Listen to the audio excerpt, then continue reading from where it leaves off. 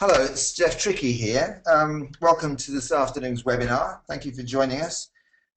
In this webinar, we're hoping to deal with some practical application of the risk type compass with particular reference to teams, probably for team induction perhaps at the beginning of a project, or a team development program if it's a more long-established team. I guess some of it may be relevant in some ways to selection, but that isn't, or selecting a team, because some of the considerations about team obviously might come into play as you're recruiting.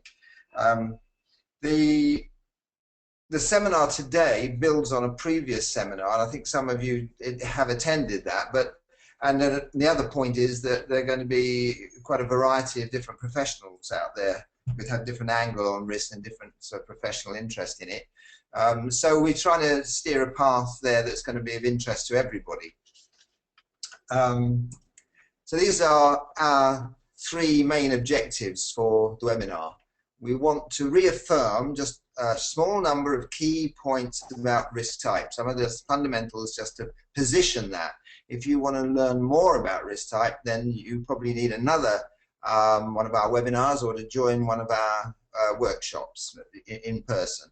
The second aim is to discuss some of the preliminary issues, the sort of contextual issues, if you like, that you need to bear in mind if you're thinking of running a team development program.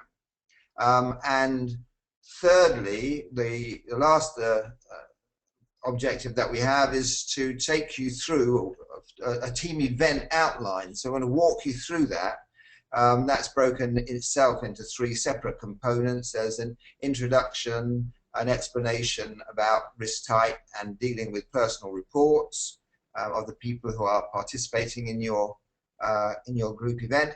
And then there's group work that helps the group to discuss and to get into some sort of dialogue. And then finally, there's consideration of the group report for that team and team development issues, exploring how to perform better as a team. So first of all then, risk type compass review. So this here is referring to roots. It's the emphasis on the substance behind the risk type compass and its relationship to human nature. Human nature and evolutionary survival depend on achieving a balance, really, between taking risks or not taking risks. If you, either way, too many risks and you may not last long, or too few risks, similarly, you may not last long. And because that applies to humans over the course of their evolution, it occurs the same for every other creature or animal, and the same for organizations. So that's core of it, human nature and evolutionary survival. The biodiversity point really is pointing towards the variety that you will find in people's disposition towards risk. Biodiversity is something that assists evolutionary survival. If you have a species, for example, like leopards, who are, I understand, 99% similar in terms of their DNA, their chances of survival now are extremely slim. It just takes one adverse situation or circumstance or infection of some kind for that to wipe out the whole species, because they're so similar. So diversity is something that is strong, and I think it's important to get that across in relation to risk type compass, because a lot of what we're talking about here is the diversity in disposition to risk, in the awareness of risk and how you manage it and how you deal with it. And of course, it's important we get that balance right if we want a strong team. The next 2 points just cover the two axes to the risk type compass. They're both aspects of human nature, and the first of those, the axis which runs on the one end from being fearful and anxious to at the other end being very calm and imperturbable, almost impossible to unsettle. So we're all on that continuum somewhere. Some of us are fundamentally, by our nature, quite anxious. Some of us are, by our nature, calm and lacking in, I guess we just have a strong nerve and we don't easily get unsettled or upset. So that's one axis, one way in which you will vary. The second one is the need for certainty, versus the need for excitement. So some people don't want to do anything until they're quite sure everything is okay and is all right and is covered and is accounted for and they know exactly what they're doing.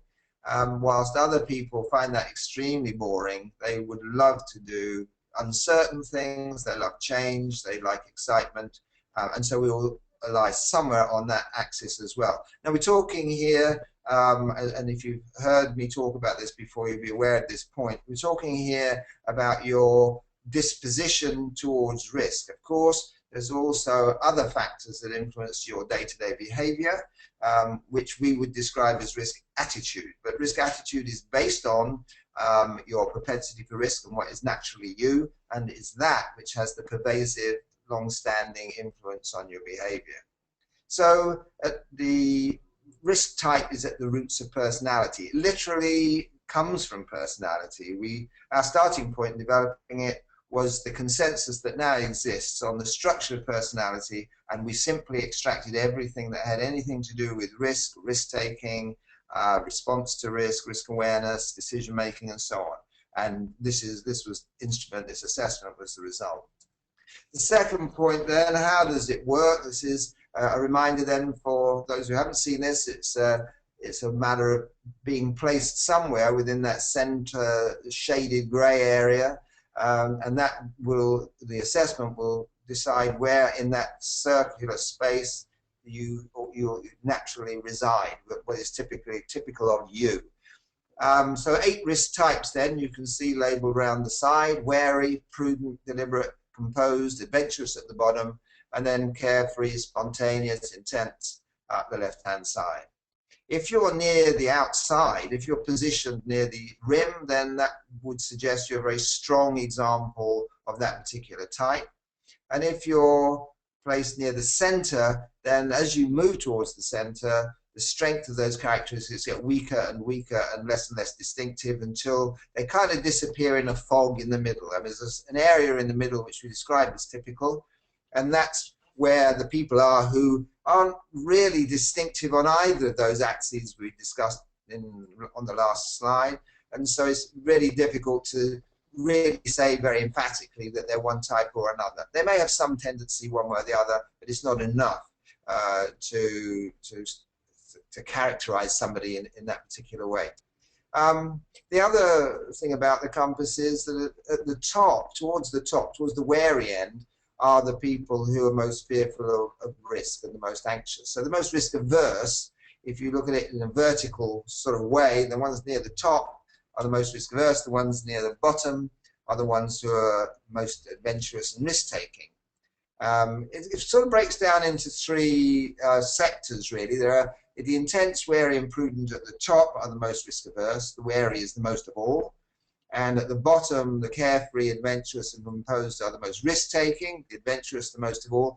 And then across the middle, you've got spontaneous and typical and deliberate. And they are all near the mean in terms of their risk-taking, but they're very different in terms of what that disposition implies in terms of their behavior. Very, very contrasting, deliberate and spontaneous, but both are characterized as being average in terms of risk tolerance. And then around the outside, then just to reinforce that, towards the top you've got people who are averse to risk and averse to ambiguity really. Prudent people want everything labeled, want everything in its box, want certainty. And then around the bottom, the composed are the most resilient. They're the ones who we would describe as perhaps imperturbable, and the carefree are flexible, excitement seeking, and so on.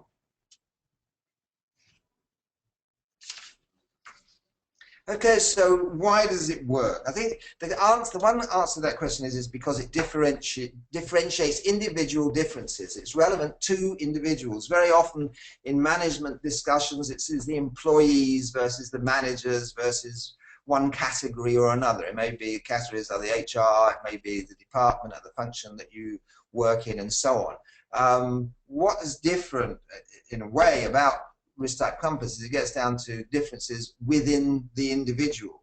It takes a person perspective, and that's very strong for a number of points of view. Number one, it's strong because the whole discussion about risk is very unmanageable. Risk applies, as we're going to discuss a little bit later on, but just about to everything. There's nothing that can't have a risk associated with it. And so this discussion then is very easily derailed and confused for that reason. Whereas if you look at risk in relation to an individual and how they deal with it, you get a very coherent picture. It makes more sense of all that information, puts it all into place. So that would be the first thing. The second thing is that in any enterprise, people need to take risks. You don't succeed at anything unless you take chance sometimes, you try something new, or you do something innovative. But obviously you have to also achieve a balance. So the fact that you can differentiate people is very helpful in any of these situations described on the screen at the moment. We know it differentiates very well between individuals. And if you've taken that, I hope that you'll concur with that. Certainly, the vast majority of people who take risk type compass identify with it and understand how that would relate to them. And so it makes sense in change management and stress, for example, because who gets stressed? I mean, you can talk about stress as a function and how change management makes employees stressed, but it doesn't make all employees stressed. It makes some employees stressed and others love it. They can't wait for the next change in whatever the organization is doing. It's a relief to the monotony to them. So generalizing about stress without recognizing that people deal with it very differently isn't very helpful. Similarly with project management, you want in project management to understand what different contributions the team can make. And so individual differences are a very powerful aspect of how you organize people to get the best result with that particular group. In financial advising, you have to have, people have very different appetites for risk, and so they have different investment needs. So in financial advising, again, it's down to the individual differences. So risk management is about, or can be about, people differences. It cannot be. It can be all about the risk. It can be all about regulations and procedures and so on. But you're missing a big trick if you don't take account of the fact that those arrangements, those procedures, those regulations are going to be dealt with very differently by different risk types. So risk type finally is a personal issue. It's a personal issue to you and it's a personal issue to me. You need to understand what your propensity is and what that means in terms of how you relate to other people, how you deal with things, and why you don't see eye to eye with some other people who might view it in a different way.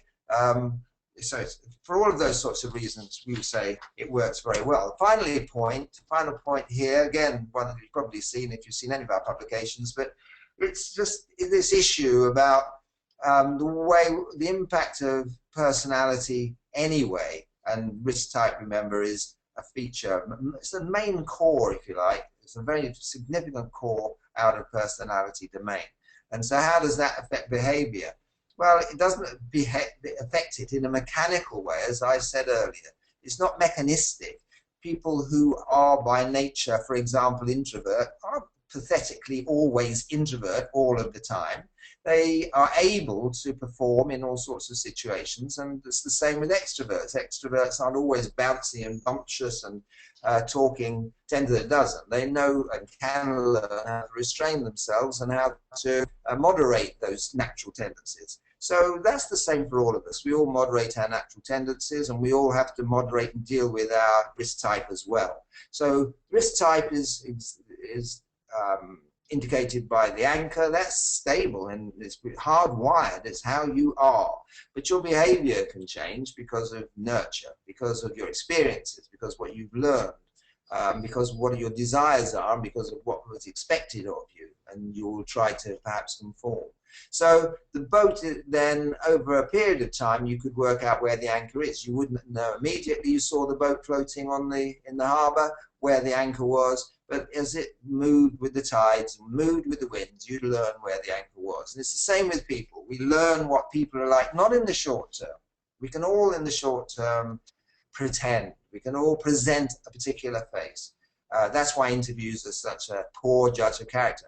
In reality, you've got to wait probably for, well, think of yourself, but about 3 or 4 months before people actually relax enough to reveal what they are really like once they get into a job.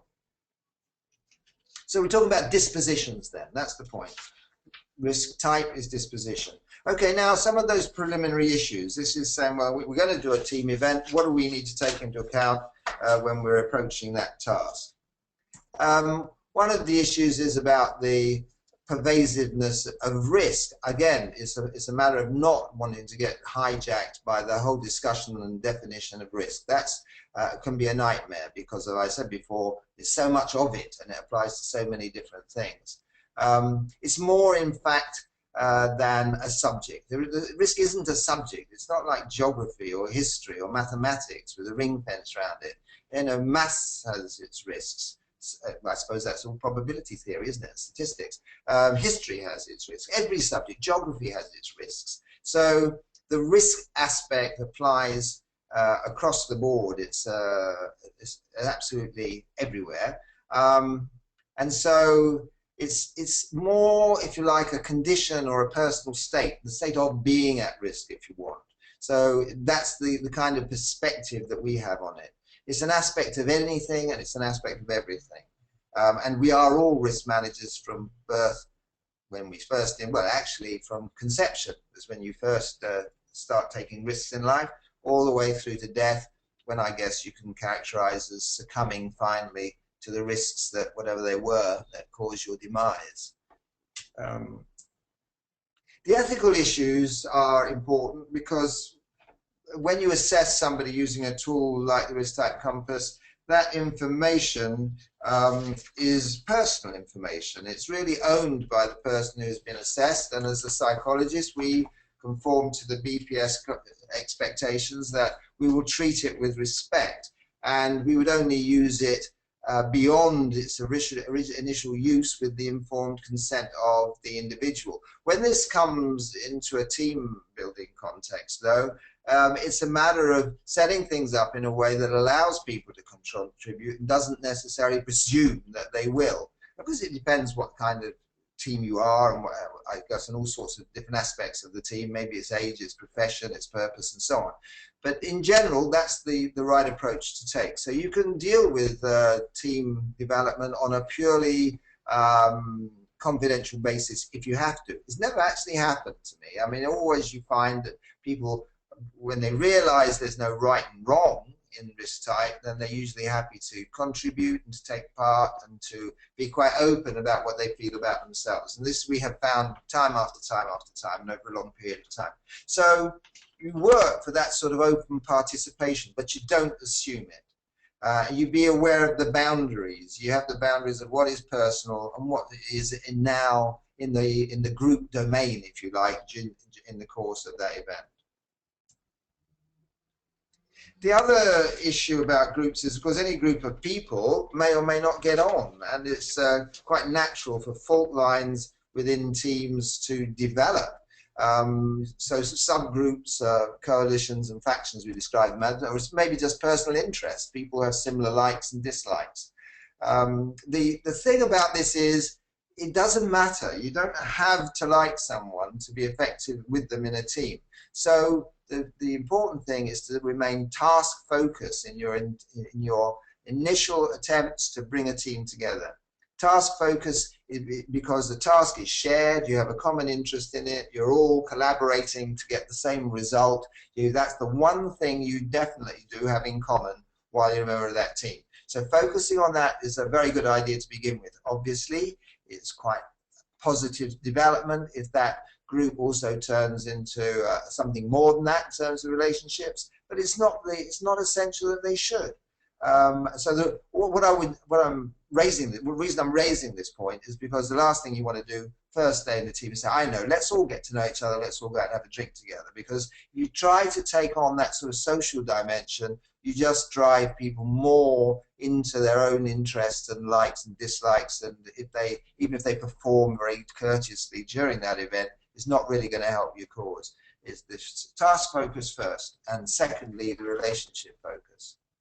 The next point is you're asking people to participate in something which may be quite unfamiliar to them. Not everybody will have experience of working in a group event of this kind, where you're invited to be introspective, you're invited to reveal things about yourself. People usually go in, or often go into group situations being very defensive and cautious. They don't. They may go in to impress. They may be competitive. They may be self-conscious. They may be apprehensive and anxious. And of course, their risk type will have an influence on the way they approach that task and get involved in that event. So the suggestion is here that you make a very progressive introduction to the process itself, that you take account of self-awareness and individual differences, and you focus initially on things which are easy for people to deal with, which is basically people who are not here, not me, no one in this room, not necessarily at work. Your reference points can be beyond that and very generalized, people this or people that to begin with. But the hope is that the discussion will increasingly turn towards people that others know, to maybe close friends and colleagues, finally to yourself, and your ability to compare yourself, readiness to compare yourself with others. Again, that is the climate you need to establish for risk type, because it really is a situation where no one type is better or not. You know, it's like a football team. In a football team, you need goalkeepers, you need strikers, and you need wingers, and you need backs, and you need midfield players, and so on. No one is better than the other. You can't succeed without having everybody doing their task very well. And any team is, to some degree, is in the same sort of situation. So whether you're a goalkeeper or if you're risk averse, no problem. If you're risk-taking, adventurous, excitable type, then fine, that's good too. So a team event walkthrough. Now let's have a look. We're going to look at here what are you trying to do here with this team. It's important to share this with the team for them to understand what it is we're interested in doing with our group. So your understanding of risk type is important. So you need to understand your own profile. They need to understand their own strengths and limitations. That's one thing we're trying to move towards in the course of the team event that you're running. You want them to appreciate other people's contributions and how different other people can be. So you want them to achieve an understanding of that, and an acceptance of other people's profiles, and a recognition that there's no bad or good, we're just all different in terms of our risk type. We need then to understand the team. That's sort of the individual end. Now we need to understand the team and its risk appetite. Now, what's the risk appetite of this team? If you have this group together, what are the dynamics between the people within the team? So what we are aspiring to do is to open up communication lines so that people talk constructively to one another. We want to reduce resistance and increase the motivation. And again, we want to enhance the working relationship, not the personal relationship, but the working relationship, make it as effective as we possibly can. So we want to also be aware, as a team, what are our strengths, what are our limitations, what are our strategies. So we're going into a game, whatever the sport, that's how you would approach it. Look, we're really bad at this aspect of it, so let's make sure that we play like this in order to minimize that problem.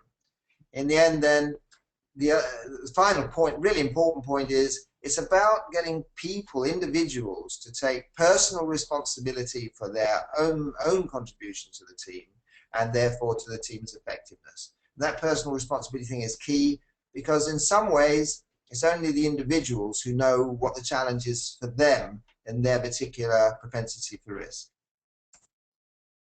Okay, so in the team workshop, our objectives are going to be personal responsibility. What can I do? That's what we want the people attending to accept. And secondly, the second objective is team responsibility.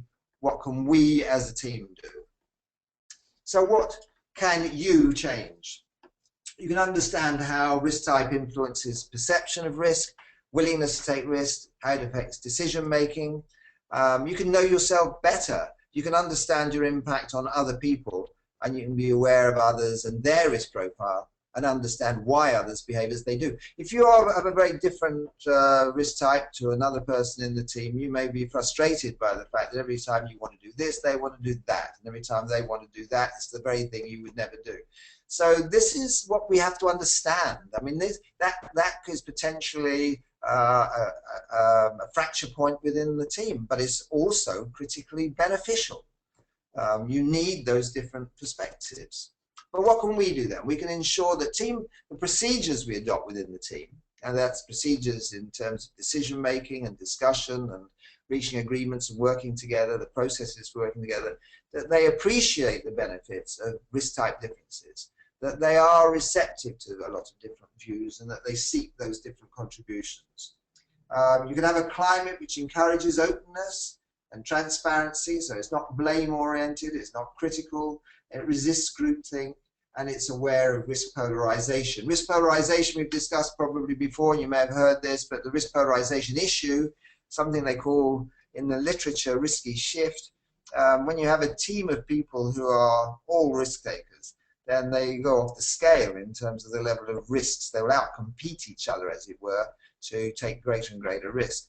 And the same happens at the other end. If you've got a group of people who are disproportionately risk averse, then they become very wary and cautious and bogged down in procedures and regulations and so on. So at either end of the scale, you get this polarization of risk, which can be counterproductive in its own right. What we can't do, it's important to address this within teams, because you've got to get their expectations focused on what's realistic and what you want to achieve. So being able to write off the things you can't do is pretty important. And here's some suggestions. You may have some others, but what you can't do is change who you work with in general. You're in the team and that's it.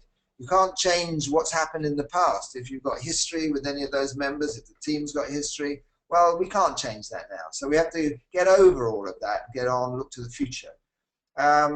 We can't make other people change. If somebody's attitude isn't the same as ours and we don't like it, you can't make them change. That's not your job anyway. It's your job is to make sure that you're doing your bit, not telling them how to do theirs. And your job is also to be who you are and to do that well, not to try to be what you're not, i.e. don't take responsibility for something in the team which relies on attention to detail. If you are the carefree type, that would be disastrous. And don't take responsibility for having a creative answer or an open-ended answer to a particular problem if in fact you are a prudent type, because you're not going to be able to do the job. So it's all about getting people doing the things that they are best at to get a team that really works well together. So this is the, I suppose, overview. Teamwork we view as an individual skill. You have the individual is the only person who really understands their own assets and limitations. They know what they've got and they know what the challenge is for them whenever any particular proposal or with any particular task. They have responsibility and they're accountable for whatever they're given account, made accountable for, and they're also accountable to the team and to the management of the team and the wider organization. So responsibility then, but without authority. When you look at it, teamwork is a shared responsibility. There are common interests. Everybody, it has the same task, the same things to achieve, shared task, and they need to collaborate to get there. So this is what we're proposing you discuss with the group in order to get the debate going, to get people to understand what is the challenge of this workshop. Okay, then you might run an introduction to risk type, and here's some thoughts about that. I think the danger here is getting over technical and over theoretical. What we want to know is, I think we have to accept that the risk type compass is what we're using for this. We can have theoretical debates outside of this meeting as far as possible, or outside your workshop as far as possible. But you're wanting to get dialogue going. You're wanting to talk to people, though. So it's about something which is going to get people contributing and joining in the event in a very positive way. So one of the things that you might do is to ask them to list roles or tasks that they're familiar with where risk-taking might be the key to high performance, and then some other tasks where it's the reason for a performance being inadequate or poor. Now, if you do that as a task, you break up individually, say, well, you've got 5 minutes to write down as many things as you can think of about high performance, and then many things as you think about poor performance, and then get them to feedback that back. Write the points that are made up on the flip chart to display the variation and variety in it, and just to get people going. And the other alternative, or as well, you might want to write down 3 things that you've done this morning that involve risk. That's quite interesting, because it makes people stop and think, oh, well, hold on, I didn't have any risk this morning. Oh, yes, I did. I boiled a kettle of water and I nearly burnt my hand because the steam's very hot. Or I got on the bus and the bus stopped suddenly, and so on. So everyday events. There isn't anything that hasn't potentially got some risk attached to it. Another idea, which we found is very helpful and quite fun, is to play a game in which you try to think of something that could never harm anyone. Get everyone to write something down. What is completely unable or incapable of harming somebody? And the challenge then is for the rest of you to find out how it could. Because almost anything can. It gets a bit kind of amusing at times, this one. So I think the last time we did this event, someone came up with a petal, and we had to sort of fall back on whether or not they might get hay fever. But you know, everything in reality, almost everything can be made to be a risk. And I think the example I love, and I've used many times, is Roald Dahl's story about someone being killed with a frozen leg of lamb. It's not the most obvious weapon to kill people. So risk type compass then is a personality tool. We have to get that point across. And it explores individual differences in, say, people's disposition, capacity to manage, decision-making, resilience, all of those things which you probably now know something about. So this is really just telling them what it does, what and that they need to know and they need to understand. And also the key point that it assigns everybody to one of 8 risk types. So by this time, if they know they're going to report later on in the process, they'll probably be paying attention to this and be very interested in it. This is then reading the risk type compass, as you know. We've gone over this once earlier in the presentation, but it's continuous spectrum is an important point to make. It's not really 8 distinct types. Those positions on the compass are like the numbers on a clock face that tell you where up to. But as time is continuous, so is risk type, that you can be anywhere in that sort of continuous spectrum. Adjacent types blend one into the other, and if you're near the edge, then you will have some of those characteristics. And also facing types are literally opposite in terms of their characteristics. And of course then the 8 risk types. So this is just the sort of one-liner that we often use to introduce people to the idea of risk types. I think if you're running a team event though, you should probably have these printed out as well so they can refer to them. It's quite difficult to pay attention and take on a lot of information over a short period of time, I find anyway, so you need something a bit of scaffolding, something to sort of prop you up here on those sorts of issues if your memory isn't fantastic. So to have something like this printed out is quite a useful tool. Then activities again, I mean, this is all geared to get people to participate. That's what you want. So take 10 minutes to read through the risk type descriptions on the sheet perhaps, and write down which risk type can you most identify with. That's kind of a personal one, so you might not want to do that first. You might prefer, can you give an example of someone you have worked with who exemplifies one of these risk types? And then some supplementary questions there. What did you find difficult about working with them? What were their strengths? Were they aware of the impact their behavior had on other people? And of course, there are many alternatives to that, but the difference obviously there is you're focusing not on the individuals in the room. If the thing's going very well and everyone's obviously up for it, then maybe the first is a reasonable starting point.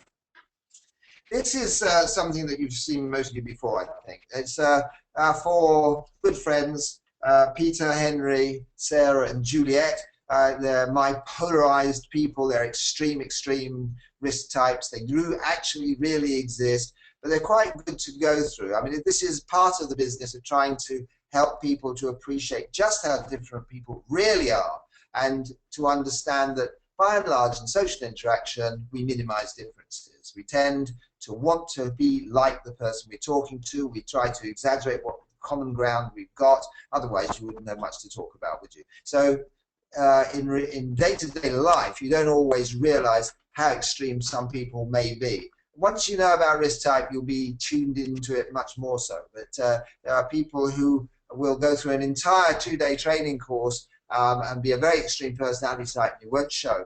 because they'll be very good at managing it. So our types then, very briefly, Peter is the one who's super calm in every situation, self-confident and composed all the time, irritatingly probably if you're in a bit of a crisis. Juliet's the excitement-seeking, easily bored, impulsive and undisciplined. So this highly imaginative person can also be a great contributor, but also a bit difficult to get on with in other circumstances. Henry is the person who's very detail conscious and systematic, so obsessively organizing. These people can become very controlling because they want you to be organized, they want you to be unambiguous, they want you to be predictable, just like everything else in their lives. So they try to make you that. Sarah, on the other hand, is moody, changeable, irritable, quite difficult, quite high maintenance, Sarah, in some situations, but very passionate and very committed and very enthusiastic about the things that she's buying into. Problem is, she invests a whole lot of emotion in things, so when they go wrong, then she's very upset. So hence her emotional roller coaster. Okay, so the task that your team might want to do then is, having been introduced to these characters, to take 10 minutes, write down some ideas about how they might approach planning their holiday. You can think about that for a minute, but I mean, you can see that I don't think Henry's ever going to get out the door. He's so busy trying to plan last-minute things and schedules and blah, blah, blah, alternatives. And Sarah may be in a good mood, might not, and so on. So anyway, it's an interesting one for you to do. So, I mean, the importance of all this, of course, is that people are very varied, and within the general population, there are very even distribution of those 8 risk types. This is just a fact we can say with great confidence from thousands of people who completed the risk type compass. This seems to be how it goes. And of course, if you look on the right-hand side there, they're not absolutely equal, but they're very close to. And as the numbers build, we'll see how it goes. We'll let you know. But it's therefore, you can fully expect, if there's 1 in 8 chance of a person being one or other of those risk types, then you can be 90% certain that you're going to have some of them in your, maybe not 90%. You can be very, very sure you're going to encounter these people within your risk development or team development exercise. And it's important for them to know they will encounter them across the team and in their lives too. This is now the other index you get from the risk type compass. So this is just where everybody in the team falls along the risk tolerance index. So the measure that you would have from the team report would, rather than having a typically where is a wary person, where is a composed person or an adventurous person, there would be actually the people in the team would be somewhere along that scale. And the average for the team is the red block, and the black line is the estimate of the risk tolerance of that particular group. This particular example then, overall, a bit below average in risk tolerance. And you might want to introduce the report structure, telling people what they can expect in their report, go through the pages perhaps as a few slides of the presentation, and then you present the individual reports to people. So that gets you through to that level, and of course at that point people are going to probably want to stop and read their reports, find out about them, see what it has to say, and you won't get any sense out of people while they're doing that for a little while. They'll be completely engrossed by that. So sometimes good idea to do that just before a break, a coffee break, or even if you're breaking the event into 2 halves, then one might be the next morning, for example. Then at the end of the first part, then give out the report. So it's a nice tidy place to make a break. After that, then, activities related to your own report. Write down a list of 3 adjectives to describe that risk type, or find a real-life incident that illustrates how you reflect your risk type profile. Again, there are all sorts of different activities. We try lots of things. We try new things usually when we're running courses to see how they run. It's just important to understand that you need to give people something that is easy for them to contribute to. You don't want people sitting there thinking, oh, I don't want to look silly, I don't want to get the wrong answer. You know, make it quite straightforward and simple for them to do it, and fun. So the group report then. Now, the current group report, which is on our website, is being replaced, and within a matter of weeks, hopefully, we will have the new group report. What we've done for this next section is to build it around that new report, but taking graphics, which are actually also in the existing report, but we're changing the format so that it would fit in better with a team group development sort of process. So what we're trying to do here now is to emphasize the point that, right, we've got all the numbers, we know who's what risk type, we know what strength and risk type they are, and so on. That's just the bones. We now need to add the flesh, and the flesh is to do with what other aspects in the complex nature of the human beings in this group are going to be significant, and how will the dynamics work out, and to what extent will the normal risk contributions be distorted by perhaps experience or age or authority or seniority in the group or whatever. So we've got the framework, now we've got to see how does that translate into human detail within our group. So first of activity then may be to start thinking about what are the behaviors that may be influenced by a person's risk type. So that would be another of those open-ended activities, and where you would collate the information at the end of the event or after everybody's had their thoughts. Another possibility, divide into two groups. In addition to a person's risk type, what other personal attributes would influence their decision making?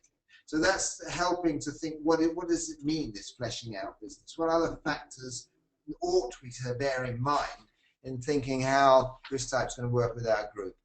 And then it's down to back to the numbers. So the first graphic we have here is what we describe as a scatter plot. Here you can see where each of the individuals in the team are placed. Here, for reasons of anonymity, we might use letters rather than people's names on the overhead.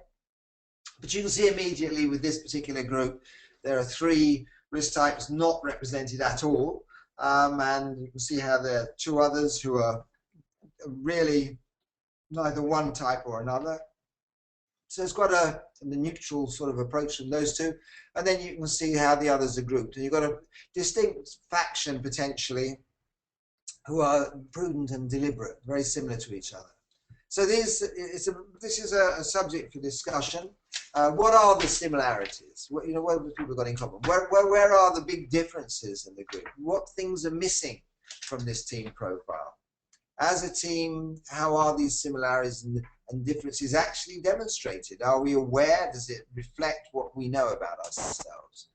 And then the second graphic is about the influence for each of the risk types. And you can see in this illustration, the deliberate and the adventurous have a lot of influence. And again, there's three which have no influence whatsoever, not on the radar. So again, a number of questions. It's all the time trying to get people to discuss and contribute, participate in the process. So what are the tensions? What influence might this have on a group risk perception? How can team members work together to increase team effectiveness in that particular scenario? And then another picture, the third, this is showing you what is, if you aggregate all of the data, this is, and it was one individual, this is where they would be. So this is what we refer to as the center of gravity for the group, and there are a series of questions about that. What important features are not captured by that particular perspective? I mean, you generally expect when you average things out that people will cancel each other out. The extremeness in one direction will be cancelled out by people in another direction. Will that happen with this team? This is the discussion and the debate. So it's just giving you, in this picture, another perspective, another way to get into the can of worms, to find out what are we like really, and to what extent then does that represent what we are, and is that how we are seen by other people in the organization. And then this is the example I was talking about, where everybody is actually on the graphic. So this is the team of people. You can see quite clustered around the mean, really. No one really extreme on the risk-taking end of things. They're just in the high range and the low range, but not the very high or the very low. So points about that you would need to discuss, obviously. What are the implications of this overall average? What implications might there be if the team were viewed in this way within the wider organization? Are there any benefits? For this particular team, are there any limitations or disadvantages about this particular set of risk tolerance index scores? This is a way of just showing how different professions differ in the kinds of individuals get attracted to them and who remain working in those sorts of professions. So you can see many more carefree recruiters than there are carefree auditors. There are any carefree auditors in that graphic. And similarly with the IT professionals, they are inclined to be more adventurous types within that group. So that's looking at role differentiation, if you like. So, and it's how different or similar is your team profile. Is your team profiles? Is your team profile in comparison to elsewhere within the organisation? How does risk type affect relations and communication with colleagues in other areas? So, thinking about how are you perceived as a group? We know that there's a reluctance sometimes to communicate with people who seem very, very different. People who are more extrovert and boisterous and open find people who are more reserved and reticent, less approachable, and so on. So knowing how you stand and what sort of vibe you're giving out of within the organization is important in considering how you will relate to the rest of the organization. So then team objectives now, I mean, that ends the basic as parts of the walkthrough and the event. And the final thing though is to set some team objectives and to remind people what it was you set out to do. And that's just a repeat of the slide that you saw earlier. We need to review the workshop's aims and establish whether or not we may be able to make progress on those. And then remind people that what we're all about here in this event is establishing personal responsibility. What can I do? What can you individually all do to make this team work better? What's your contribution going to be? And secondly, team responsibility. What can we all together, how can we improve our performance through those aggregation of what individuals can do? So team goal setting, what should you keep doing as an individual? What should you do more of? And what should you stop doing? These are very straightforward questions that you need to ask yourself, and then the same for the team. Another activity group discussion then about reviewing the process, consolidating the various points. You want some objectives first. We're going to brainstorm and say we could do this, we could do that. Get this stuff out onto the flip chart. And then that's stage one, generate some ideas. And then secondly, have them viewed and have people rate them in terms of what they think is most important. Almost vote for them. Identify some smart goals that are going to maximize this team's performance. And then arrange for a follow-up meeting because, you know, see how things are going, keep you on track to have some point in the future when you're going to take account of all of this work that you've been putting in this team session. So and finally, this is a typical framework that you might use to summarize those concerns and your priorities and your smart solutions to the event. So you end up with something very tangible, something very specific, hopefully, and you end up with a date when you're going to gather together and you're going to see how we're doing and maybe revise them or give yourself a big slap on the back because you're doing so well. So I'll pass you over to Grace now, and thank you very much for your attention. I went on a bit long there. Sorry about that, but very nice of you to stay and listen to all of that, and we welcome you to contact us if you have any points. Over to Grace. Hello, hi, and good afternoon to everybody. Just to let you know, I'll be sending through the slides and a recording of the presentation.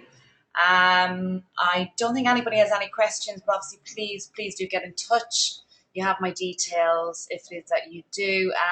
Just to reiterate, I think from Jeff, there's really kind of stages of support that we can offer you with regards to this. So obviously our qualification workshops themselves gets you trained up to be able to utilize the tool, both obviously individually or via Teams. But we can also support you, so we can obviously go in to some of these meetings and support you within the team itself. and with the workshop, or also we can support you in providing presentation slides as well. So again, we have different levels of support. So please do get in touch, and thank you again for your time this afternoon. All the best, and thank you.